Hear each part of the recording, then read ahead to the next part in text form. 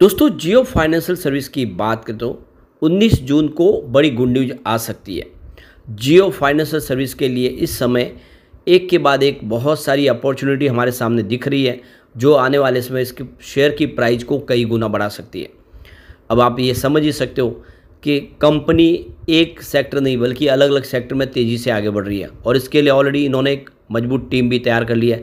बहुत ही ज़्यादा एक्सपीरियंस वाली, बहुत मजबूत यहाँ पे टीम को तैयार किया गया, हायर किया गया है, जो आने वाले समय कंपनी को बहुत तेज़ी से ऊपर लेके जा सकते हैं।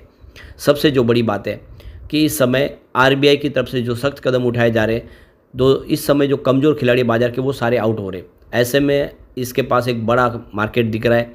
आने वाले समय फाइनेंशियल सेक्टर में ये कंपनी एक बड़ा धमाका कर सकती है। तो यहाँ पे कुछ बड़ी अपडेट है जिसको समझेंगे, साथ में जो बड़ी डील हो रही है वो क्या इशारा करे, क्या इस लेवल पे बड़े फंड हाउस खरीदारी कर रहे हैं या सारे शेयर बेच के निकल रहे हैं, जानने की कोशिश करेंगे इस वीडियो के माध्यम से। लेकिन फ्रेंड, उससे पहले अगर आप पहली बार हमारे चैनल पे आए तो चैनल को सब्सक्राइब कर दीजिए, एक बेल आइकॉन दबा दीजिए ताकि जब भी नया वीडियो बने पहला नोटिफिकेशन आपको मिले। वीडियो पसंद आए तो लाइक से जरूर कीजिए। चलो फ्रेंड्स, वीडियो स्टार्ट करते हैं। मैं हूं आपका दोस्त SB दवे और हमारे अपने चैनल ऑनलाइन कमाई में आपका बहुत बहुत स्वागत है। तो सबसे पहले फ्राइडे के कारोबार की बात करें तो क्लोजिंग 357 पर रही है, जहां पे 0.79% की गिरावट देखने को मिली। फिलहाल स्टॉक सीमित दायरे में ही ट्रेड कर रहा है। अब आप ये देख ही सकते हो कि इंट्राडे का जो लो था वो 356 था और हाई 362 के आसपास था। अगर हम बात करें 13 जून की, तो स्टॉक लगभग आप देखो कि 358 से 365 के आसपास ट्रेड किया, और 12 जून को स्टॉक 351 के आसपास था, लेकिन हाई 363 की थी। इसका मतलब यह है कि पिछले 3 ट्रेडिंग सेशन से स्टॉक 350 से 360 के बीच में ट्रेड कर रहा है। और इसके पहले अगर आप देखें तो काफ़ी बड़ी इसमें गिरावट हुई थी। जब रिजल्ट आया हमारे सामने तो स्टॉक ये भी नीचे आया। उस दिन इंट्राडे में इसने 307 का ही लो बना दिया था, तो 307 से स्टॉक फिर से 360 के आसपास आया। तो ये एक तरह से देख सकते हो कि जैसे मार्केट ने एक करवट बदली, इसने भी एक अच्छी तेज़ी बताई, लेकिन अभी भी अपनी ऑल टाइम हाई से काफ़ी नीचे, क्योंकि वो 394 की है। और इस हिसाब से देखें तो स्टॉक इस समय काफ़ी करेक्ट हो चुका है। यहाँ से एक एंट्री का तो मौका बनता है।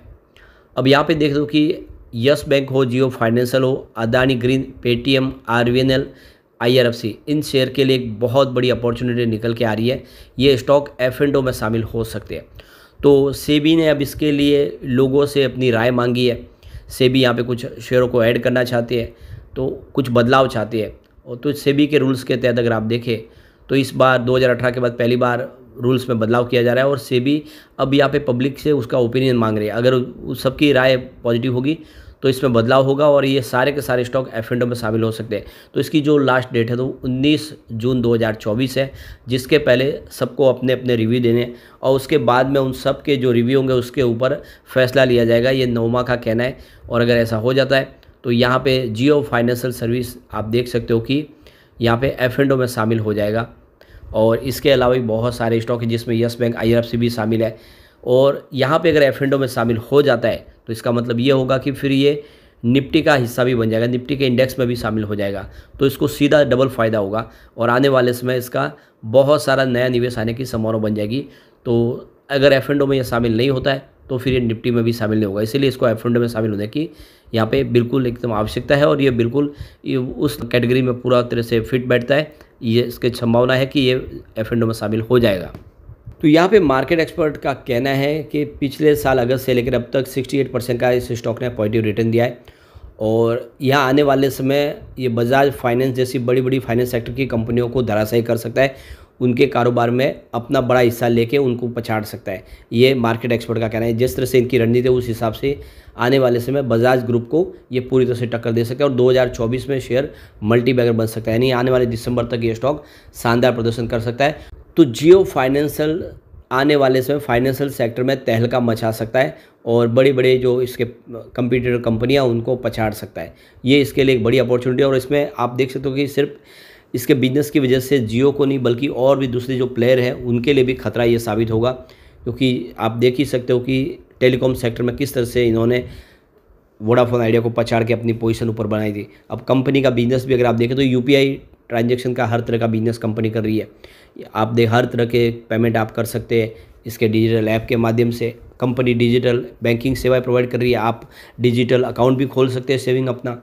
इसके अलावा कंपनी क्रेडिट प्रोडक्ट लॉन्च कर रही है, जिसमें आप देखें तो एक ऐप के माध्यम से आपको लोन मिल जाएगा। म्यूचुअल फंड में आप अपने लिए निवेश कर पाएंगे, अपना होम लोन ले पाएंगे। ये सारी सुविधा दे रही है और इसीलिए ये कंपनी आने वाले समय बड़ा धमाका कर सकती है। अब एक बार हम इसके कमजोरी और इसकी स्ट्रेंथ क्या है उसको देख लेते हैं। तो यहाँ पे 6 पॉइंट स्ट्रेंथ के हैं और वो कौन से उसको देख लेते हैं। तो फर्स्ट पॉइंट है relative outperformance versus industries 1 year over 1 year. Second है annual profit growth higher than sector profit growth. तीसरा पॉइंट है good quality growth in recent result. अगला पॉइंट है growth in net profit with increasing profit margin Q on Q. इसके बाद अगला point positive और है वो है कंपनी विथ नो डेट, यानी किसी प्रकार का कोई कर्ज नहीं है कंपनी पे। इसके अलावा company with zero promoter pledge, यानी प्रमोटर का कोई भी शेयर गिरवी नहीं है। ये सब इसके पॉजिटिव पहलू है, इसके स्ट्रेंथ है। अब यहाँ पे इसकी अपॉर्चुनिटी देखें तो एक्सपेंसिव स्टार्स डीवीएम, और सेकेंड पॉइंट है broker upgrade recommendation target price in past 3 month, यानी इसकी रिकमेंडेशन लगातार बढ़ रही है ब्रोकर हाउस की तरफ से। Big deal insider and SAST, यानी काफ़ी बड़ी इसमें डील हो रही है, काफ़ी लगातार बड़े फंड हाउस उसमें सक्रिय है। और चौथा पॉइंट है PEG lower than industries PEG। इसके अलावा यहाँ पे देख सकते हो कि high momentum score, technical score देखें तो 50 के ऊपर है। इसके अलावा negative to positive growth in sale and profit was strong price momentum. इसके बाद अगला पॉइंट है stock near 52 week high with significant values. अब यहाँ पे देखें तो कुछ इसके लिए वीकनेस है, जिसमें P higher than the industries P, इसका P रेशियो हाई है। Mutual fund decrease their shareholding in last quarter, और stock performing their industries price change in the quarter. इसके अलावा 2 थ्रेड्स भी है इसमें हाई पी का जो थ्रेड है, इसके अलावा टॉप लूजर्स है।